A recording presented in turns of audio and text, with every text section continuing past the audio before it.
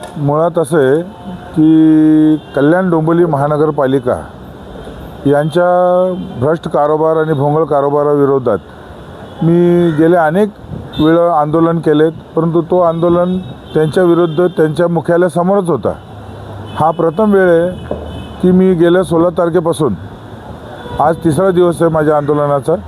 मी आझाद मैदान मुंबई येथे आंदोलनाला बसलो आहे। विषय तोच आहे, कल्याण डोंबिवली महानगरपालिकेचा भोंगळ कारभार आणि त्यांच्या भ्रष्टाचाराबद्दल। ते भोंगळ कारभारामधून असं आहे की आमच्या कल्याण पश्चिमला सार्वजनिक एकही शौचालय नाही आहे, त्याला जी नागरिकांची गरज आहे आणि ते पुरवणं, नागरिकांची गरज पुरवणं हे कल्याण डोंबिवली महानगरपालिकेचं प्रथम कर्तव्य आहे।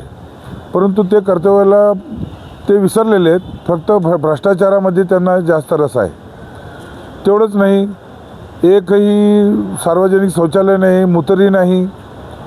आमचे रुक्मिणीबाई दवाखाना आजारी पडलेली आहे, रुक्मिणीबाई दवाखान्यामध्ये सर्वसामान्य नागरिकांचा इलाज होत नाही।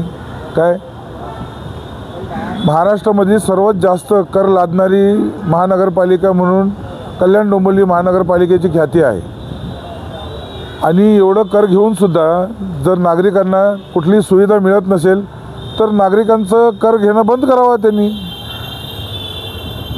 तिसरा प्रश्न असा आहे की रस्त्यावरचं, प्रमुख रस्त्यावरती या लोकांनी पेवर ब्लॉक बसवलेलं आहे। ते एक पेवर ब्लॉक निघालं की संपूर्ण रस्ता विस्कटून जातो आणि मोठी दुर्घटना व्हायची शक्यता असते। अनेक दुर्घटना झाले पण आहेत, काय जीव जायची संभावना आहे।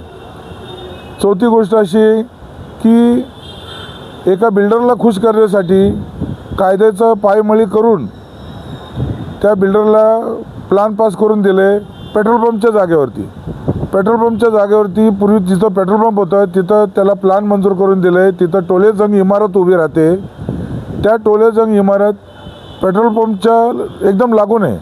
ॲक्च्युली कायद्याप्रमाणे पेट्रोल पंप आणि इमारतीमध्ये, रहिवासी इमारतीमध्ये एक सर्टन डिस्टन्स असायला पाहिजे। कल्याण पश्चिमला भवानी चौक आहे, त्या भवानी चौकच्या इथं एक पेट्रोल पंप आहे, त्या पेट्रोल पंपला लागूनच एक इमारत उभी आहे। पैसे खाऊन महानगरपालिकेने त्यांना प्लान पास करून दिले, जे योग्य नाही। उद्या लाखो रुपये खर्च करून लोक तिथं घर घेतील आणि पेट्रोल पंपला जर आग लागलं तर त्या इमारतीमध्ये राहणारे शेकडो लोक मरतील। याची जाणीव कल्याण डोंबिवली महानगरपालिकेला असावी। यासाठी या सर्व प्रश्न सोडवावेत म्हणून गेले 3 दिवसापासून आझाद मैदान येथे आमचं राष्ट्रवादी काँग्रेस पक्षाच्या वतीने बेमुदत उपोषण सुरू आहे। गोष्टीवर महानगरपालिका यांनी जर लक्ष न दिलं तर उपोषणानंतर आपला इशारा काय असेल? मुळात असे,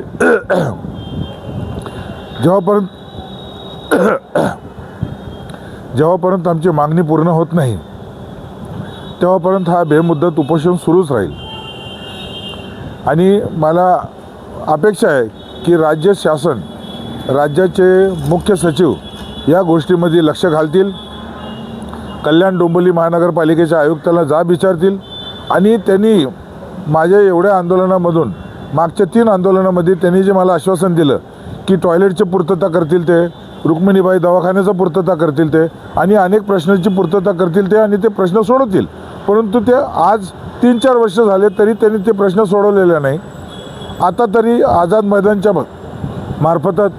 मार्फतातून महाराष्ट्राचे मुख्य सचिव या गोष्टीची दखल घेतील ही मला खात्री आहे।